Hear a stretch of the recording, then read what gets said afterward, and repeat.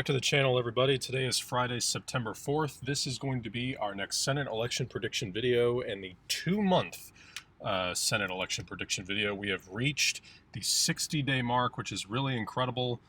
This is kind of the final push that we were talking about here. We've sort of mentioned several benchmarks that campaigns often hit throughout the campaign season. We've talked about before how the final 500 days are usually sort of considered when a campaign will, once you hit that mark, is sort of when a campaign will begin to really understand whether or not they have a chance to win. The last 100 days, a nominee has pretty much been decided, and that is sort of the final big push where you're finally booking your last bits of advertisement, and now the last 2 months are pretty much when it all comes to a head, and if you don't have your act together by now, you're not going to get it done, period. So here we are, 35 to 30 is where we start. You can see how the majority of the U.S. map is up for grabs this time in the U.S. Senate.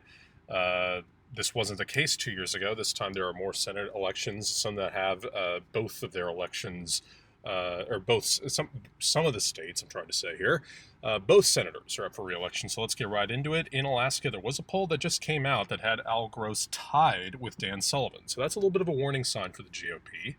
And that could mean a couple things. What we don't know exactly is, whether or not Al Gross is really making up ground in this state, or if that is just sort of a one-off poll. And we've talked about before how Alaska is a very hard state to put your finger on exactly. It's difficult to really gauge where it is and where it isn't. So for right now, because of that poll that had Al Gross narrowing up that race, I'm going to change it from likely to lean Republican. Okay, well, that's likely. So we're going to go lean, there we go, Republican. So definitely a race to watch there. The Lincoln Project deems it competitive enough to the point where they are the ones taking out ads now in that state, and they have been for some time. And remember, independents, which of course Al Gross is, even though he has promised to caucus with the Democrats, independents do have success in this state. See Lisa Murkowski, Mark Begich, among others. So keep an eye on Alaska. Oregon, we're not going to talk about it. Jeff Merkley is going to be just fine. In our 2040 election prediction video, we did discuss how that could become a state to watch in terms of potentially flipping over the next 20 years, but certainly not now. In Idaho, we've talked about many times how the Democrats are seeing their first signs of life here, and they may have a little bit of a pulse now for the first time in decades in this state, but not this time around. Now, in the state of Arizona, Mark Kelly, to me, has pretty much locked this race up. If he was the incumbent, I would label this safe. But the reality is he is not. He is the challenger, and so it's basically impossible to rate someone who is challenging for a seat all but safe. In fact, I'm not even really going to label Tommy Tuberville that down here in Alabama, because it's just so hard. There's just always a built-in advantage for the incumbent. And so it's definitely an uphill climb for anybody. But Mark Kelly is almost all the way there. Okay, he's been leading the entire campaign season, with the exception of basically one Gravis marketing poll, which is a very low-ranked pollster. And even then, it only had Martha McSally, who of course lost back in 2018 to Kirsten Sinema, down by, I think it had Mark Kelly down by only 4 points. And the most recent Fox News poll that just came out earlier in the week had Kelly up by 17 points. So I'm going to label this likely. The Democrats are extremely optimistic that they're going to flip this seat, and I don't blame them one bit. Now, in the state of Montana, this one has been a little bit of a disappointing development for the Democratic Party. This was one that once Steve Bullock, the current governor of Montana, announced his candidacy, that kind of threw a wrench in the GOP's plans, because before that, it pretty much looked like the GOP was in a good position to hang on to the Senate. They knew they were going to have some trouble in Arizona. They knew Colorado was definitely going to be favored toward the Democrats, because they pretty much knew right away that Cory Gardner was all but kaput in this state, and they knew they would have some trouble in North Carolina, maybe in Maine. But then in Montana, Steve Bullock, who of course announced his candidacy only minutes before the filing deadline. Remember, he is a very, very popular governor currently of Montana. Remember, there has been a Democratic governor of the state of Montana, a traditionally ruby red state, since 2000. Okay, so the GOP has not been able to get that flipped, and it's no guarantee, even though their candidate for the gubernatorial race this time around, Greg Gianforte, currently has the lead over Mike Cooney, but that race has narrowed more and more. And by the way, Kathleen Williams, who is running for the House race here against Matt Rosendale, she won the most recent poll by 3 percentage points. So all those statewide races, all the races that are happening in Montana are statewide. The gubernatorial race, the Senate race, the presidential race, obviously, and the House race. Okay, so you got 4 different, different races that are happening all at once here on the ballot. And Steve Bullock, of course, has been such an extremely popular Democratic governor. Remember, he was up for re-election the same night that Donald Trump won, and he won pretty easily, just as Donald Trump won by 20 points in Montana. So right now, because those, even though we haven't seen a specific poll detailing Steve Bullock and Steve Daines, what we are seeing is this race narrow up, because what we saw was Steve Bullock jumped out to an early lead in the first couple of polls, but Daines recovered, and in the most recent one led by 6%. So this time around, I think that Steve Daines has the advantage, but it's narrowing. So I'm going to label this tilt Republican for now. Wyoming, there's not even really anything to discuss in terms of the candidates. This is probably the safest Republican state in the country. Now, in Colorado, obviously Cory Gardner pretty much over the last couple of years has known that this was pretty much one of the most competitive states Senate-wise in the country. And so pretty much right away, he was known to be among the more vulnerable GOP incumbents.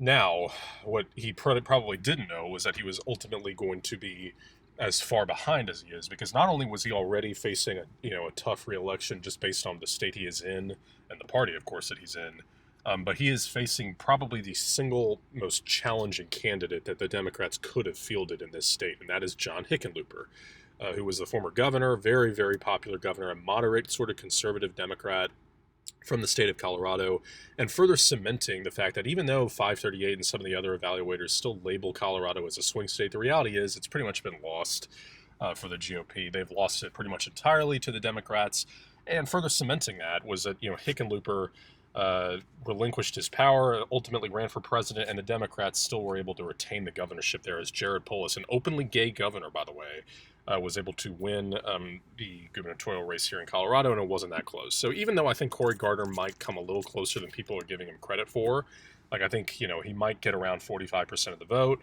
the reality is the writing is on the wall for him. Hickenlooper is going to win this race, so I'm going to label this likely. Again, I can't quite label it safe just because he's not the incumbent, but there you have it. New Mexico, this is an open seat, which gave the Republicans some hope. Again, on some of the evaluators, 538, 270 to win, which is, or just 270 or whatever it's called, is a mobile gaming app that labels New Mexico also as a swing state. But right now, this is going to remain a safe state for the Democrats. South Dakota, we've elaborated many times on how this remains one of the best run state parties in the country, that being the South Dakota Democratic Party.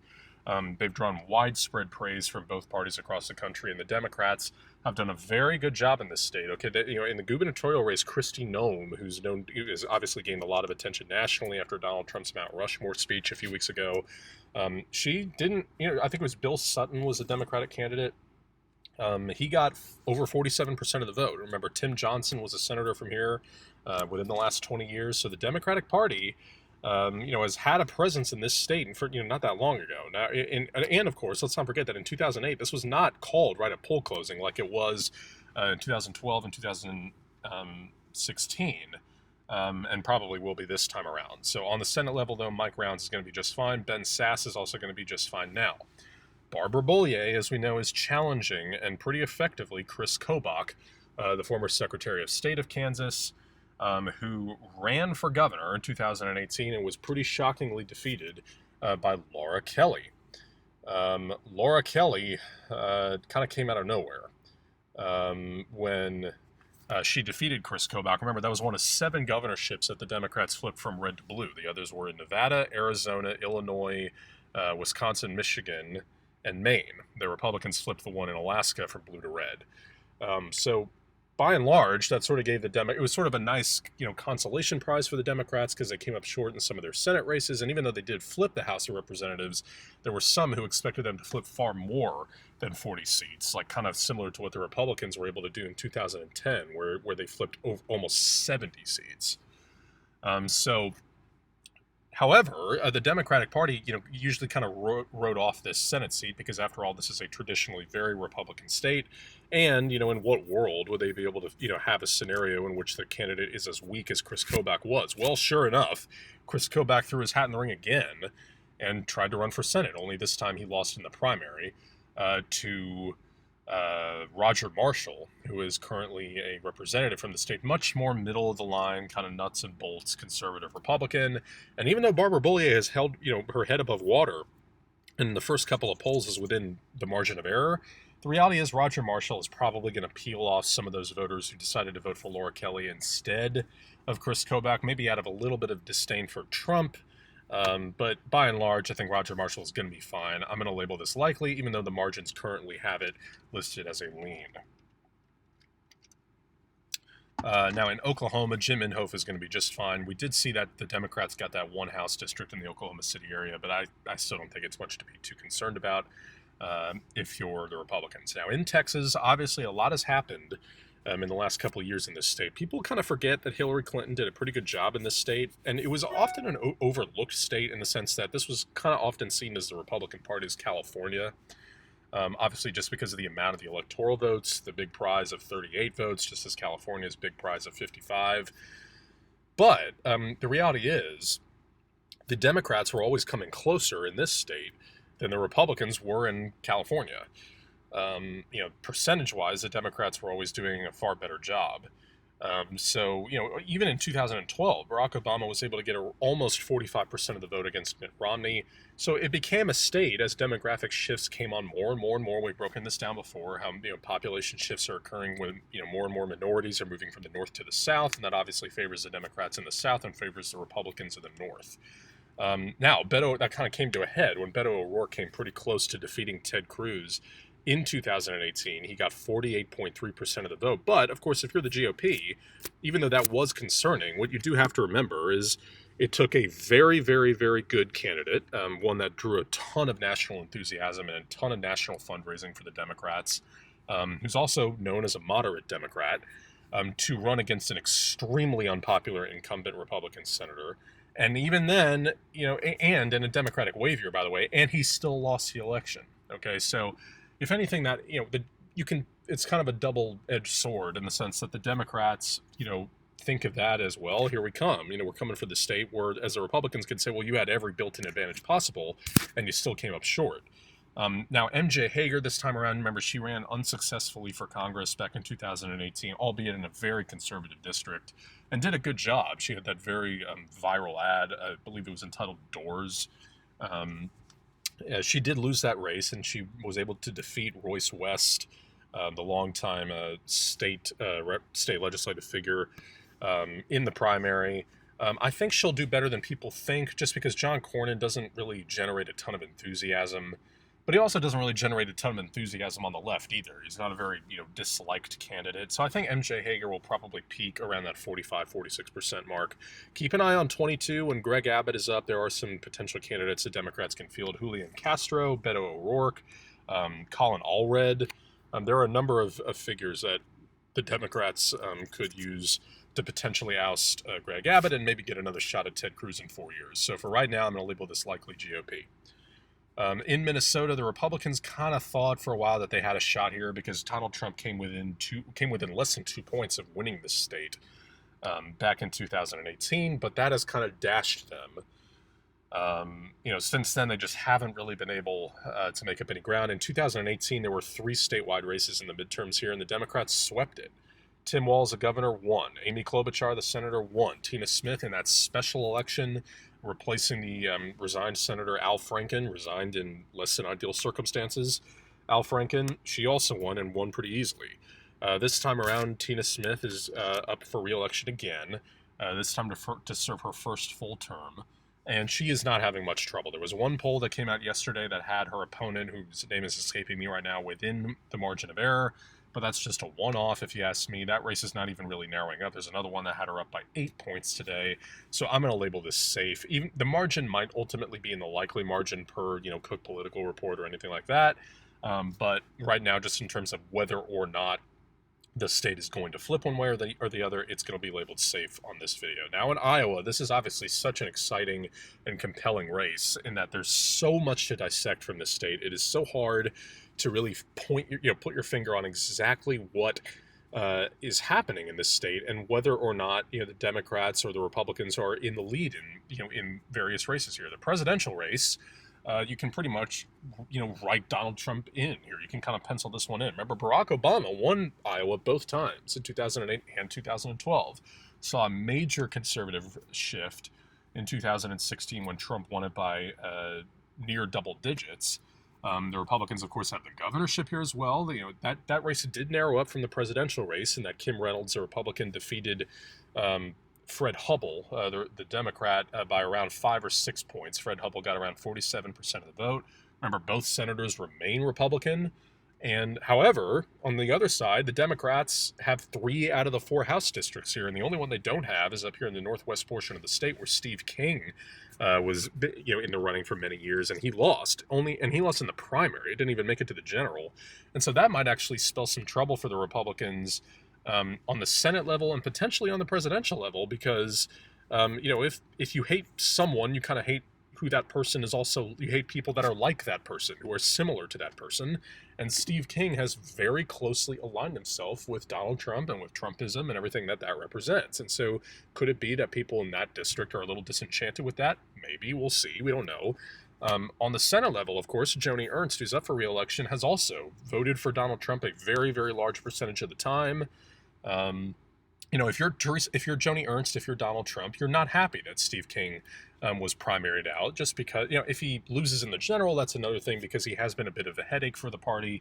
But if he loses in the primary, that's a little more concerning, because it means that, thousands of voters from that district were really, really frustrated with him, and that could spell trouble for Joni Ernst and Donald Trump. So to this point, Theresa Greenfield, the Democratic challenger, has outraised Joni Ernst. She has continuously led in the polls by a small margin within the margin of error, usually 2 to 3, maybe 4 points on a good day. So this one is going to be tight. But right now, again, a Democratic wave year. The Republicans are spreading themselves thin a little bit because they have a lot of competitive races to deal with. And again, Theresa Greenfield has has the fundraising advantage to this point. I'm labeling this tilt Democrat, and that is just enormous for the Democratic Party's hopes for flipping the Senate. Again, we've sort of talked about their quote-unquote big 4 of Arizona, Colorado, North Carolina, and Maine. You can throw Iowa now kind of into that mix, just as Montana remains a very competitive race as well. Now, in Arkansas, the Democrats don't even have a candidate, so this is going to remain a safe race. Louisiana, the Democrats only, named their candidate just a few weeks ago. The only thing to really think about in this state is that Bill Cassidy, who was up for re-election, recently tested positive for coronavirus. Now, we're going to go down here to Mississippi first. Mike Espy's giving it another try. He is trying to defeat Cindy Hyde-Smith, just as he did in that special election a couple years ago. Came up short, ran a good race. The final tally was about 54 to 46, so he did admirably well. But still ended up losing, and there's no, sort of moral victory in that. For the GOP, I think they'd be wise to, sort of keep an eye on this state, because as we know, minority voters are pretty charged up about this election. They're not happy with Trump. His approval rating among minorities is very, very low. And as we know, Mississippi is the highest minority population state in the country. So turnout is going to be high this time around. And, it's the same candidate who generated some enthusiasm last time around. Cindy Hyde-Smith has struggled to really, develop any kind of national following. So as a result, I'm going to label it lean. The final margin will probably be within the lean category. I'm sort of kind of continuing to teeter a little bit, as you know, between lean and likely. But as of now, just because we continue to see that enthusiasm gap, I'm going to label it lean. Alabama, I said I wouldn't label it safe earlier. I lied. I'm going to label it safe for the Republicans. Doug Jones the writing's on the wall. He's done. I think he knows it. That was such a, I don't want to say it's a fluke, because that kind of implies that Doug Jones didn't earn it necessarily. But it was an aberration. We'll put it that way. Doug Jones was, in a really unique situation where you had an unpopular president and he was running against Roy Moore. And we don't have to go into the various things that made Roy Moore about as bad a candidate as the GOP could have fielded for that race. and he's still, Doug Jones still barely won this race. Okay, so I mean that pretty much tells you what you need to know about the certain political climate that we're seeing out in Alabama. And now Tommy Tuberville, who of course is kind of idolized by a lot of Auburn football fans, things like that. I think also Alabama, but they're kind of ready to vote Doug Jones out. They're not happy that a Democrat represents their state. Make of that what you will, but as of now, I have that as a safe GOP pickup. Now, in Georgia, we have these two races going on here. One of them is the special election, the other the general. The special election is pretty safe for the GOP because it's a jungle system, and as of now, it looks like the Republicans are going to have both of their top candidates advance to the runoff. It's sort of hard to keep track of who is in what position in the polling, but right now, Doug Collins, a very well-known Republican representative from Georgia, is in the lead there, and then Kelly Loeffler also looks like she is in second place. We have seen some polls that show Reverend Raphael Warnock, the Democrat, who of course was there at John Lewis's funeral recently. He sometimes has been able to creep up into that second place position, so it could be possible that he could end up facing Doug Collins in the runoff. And then there's also Matt Lieberman, the son of Joe Lieberman, but he doesn't look like he is making up much ground at all. But even if Raphael Warnock is able to advance to the runoff, I don't think he'd beat Doug Collins. So even in a best case scenario for the Democrats, it's likely, which to me makes it safe. Now, in the general election, it's a different story. Okay, David Perdue is not a very well-known guy, not a very popular guy. You're starting to see a little bit of a trend, aren't you, in some of these incumbent conservative Republican senators. Their approval ratings are generally pretty low. That's not a political statement. It's just the data. It's just the facts. And Perdue has also sort of struggled to, again, kind of similarly to Cindy Hyde-Smith, is struggling to develop some sort of national following. Meanwhile, Jon Ossoff is challenging him. Ossoff, of course, has been known to be a fundraising superstar. He was part of the most expensive House race in U.S. history a couple of years back in that general election, or that special election, pardon me. He ended up losing, okay, despite that crazy fundraising figures that he racked up. He has, he is making this a pretty tight race. I think David Perdue has the edge. Okay, I'm going to label it tilt. Normally I've had this labeled as lean, but I'm going to label this tilt for now because Joe Biden is holding his own, okay, and has won the last couple of polls in this state, and even the ones he loses are by a very small margin. Furthermore, I just think that in this wave year, what we're seeing is over and over the Democrats continue to have that enthusiasm edge. Now, what I will say is we have seen the enthusiasm polls on that favor Donald Trump against Joe Biden, but we also have seen on the senatorial levels there are a lot of jazzed up independent and Democratic voters. Okay, again, we're just going by the data here. Now, in South Carolina, I know there's been some buzz about Lindsey Graham potentially being in trouble against Jamie Harrison, and I think it's somewhat warranted because the polls have narrowed, and of course, Jamie Harrison has an absurd war chest. But the reality is some of those polls have just been internal polls, and if you're only competitive in internal polls, then you're not really competitive, are you? Now, the reason I'm not going to label this, likely or safe just yet, is because the reason I'm not going to do that is because that huge war chest that Jamie Harrison has may be part of the reason that he is narrowing up the polls so much. And so if he continues to do that and use that to his advantage over these last 2 months, then watch out. Who knows? Maybe Jamie Harrison will even take the lead in a poll or two. So keep that in mind. I'm going to label it likely still, for now, because I think that it's possible that Jamie Harrison might be able to make up some ground and in a little bit of a hurry. But still pretty much Lindsey Graham looks like he's going to be okay. Tennessee, this is a safe Republican state. It's pretty much escaped the Democrats for good. Now, in Illinois, Dick Durbin is in a pretty safe position at this point. The Republicans looked like for a while, it sort of used to be a state that the Republicans, weren't going to give up on, that they could be competitive. And remember, they did have Mark Kirk elected here after all that crazy drama with Rod Blagojevich and all that. But so far, Dick Durbin is super, super popular. Of course, he is part of the leadership for the Democratic Party. He's going to be just fine. Kentucky, I know there was for a little while some noise about Amy McGrath having a chance. She also has an absurdly competitive war chest. Remember, Mitch McConnell is super unpopular. I think Amy McGrath will crack 40%, but she's not going to win. It's safe. All right, now this one is obviously a crucial realignment state. This is sort of the part of the big four. Again, that's Arizona, Colorado, North Carolina, and Maine. Tom Tillis, who of course defeated Kay Hagan back in 2014 in that huge Republican wave year that flipped the Senate for them. He's in trouble. Okay, he's in a lot of trouble. This is his first reelection bid, and Cal Cunningham, the former veteran, is really, really challenging him. And it doesn't look too good so far for Tom Tillis. I believe the latest, I'm going to check on this real quick, but the latest RCP polling average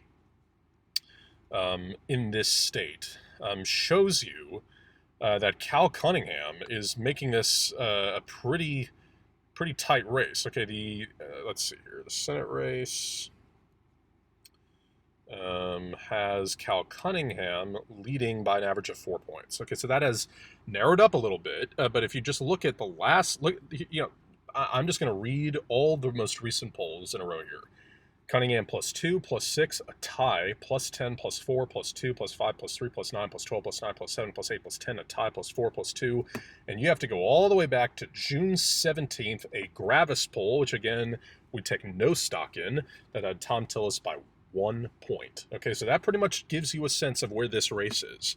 Okay, Cal Cunningham is whipping Tom Tillis to this point. I'm labeling this likely, okay, because let's not forget either that Roy Cooper, who's a very popular Democratic governor, he is also up for re-election. That's going to boost Tom Tillis. There are two House races down here in the southern portion of the state, right along the South Carolina border, that the Democrats feel they can also flip.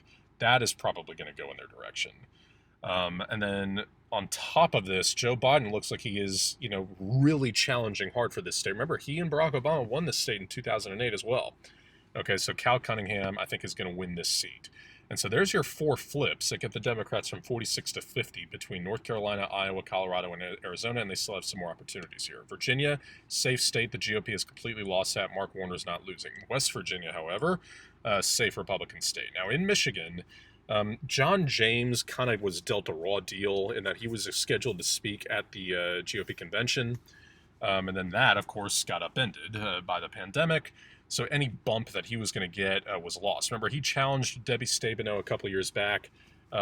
Came sort of close, but not really that close. He got around 45% of the vote. I think it was 45.7% of the vote. Respectable, but not that close at the end of the day. And he's kind of on track to do the same thing against Gary Peters. Gary Peters is not as well known nationally as Debbie Stabenow, but he'll be okay. I don't really expect Gary Peters to have too much of a problem here. I'm going to label it likely. It'll probably end up being a lean margin, but I'm going to label it likely.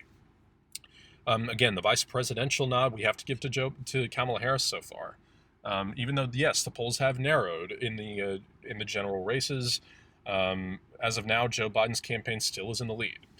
Delaware, Chris Coons is not going to lose. Cory Gardner is not going to lose. Jack Reed is not going to lose. And we finally know for sure who the Democratic candidate will be in Massachusetts, and that is Ed Markey, who was able to withstand a tough primary from Joe Kennedy. Either one of them would have easily won in the general election as well. And so there you go, 49 to 49 with 2 states to go. Now, in New Hampshire, obviously this is one that you would say the Republicans had a pretty good shot at, given that they have a lot of success in this state. Remember, this was barely won by Hillary Clinton, who's the closest state out of all 50 in the country in 2016.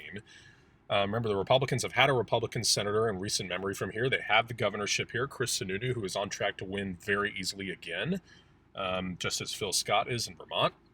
Remember, in Vermont and New Hampshire, each governor is limited to 2-year terms. However, Jeanne Shaheen, who's a pretty well-known and respected Democratic senator, is to this point not in any danger of losing. I believe it's Kelly Ayotte is the Republican challenger's name. If the Republicans are able to field a really strong challenger, they might have a chance here. And that is why in 2022, this is the state to watch, among others. Okay, there are a lot of competitive races in 2022. Ron Johnson in Wisconsin, Marco Rubio in Florida, Rich Burr in North Carolina, Rob Portman in Ohio, among others. Okay, Pat Toomey in Pennsylvania. But Maggie Hassan, the Democrat, she's the first Democrat I've mentioned on that list. Remember, she barely won back in 2016. And so she won by 0.1%. That's right. 0.1%, less than 5,000 votes.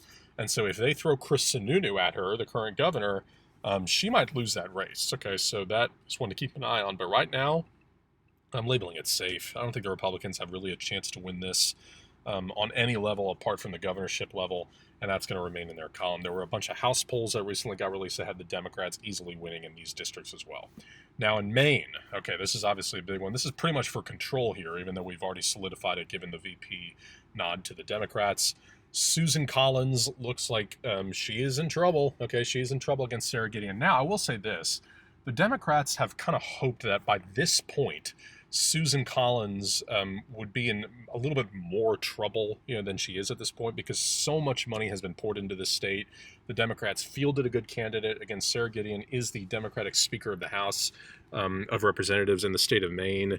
So they really checked all the boxes. And by now, given especially that she plummeted, Susan Collins did, from being the most popular senator in the country to the point where she was even drawing endorsements from Democrats, including Angus King, who's, of course, independent from the same state.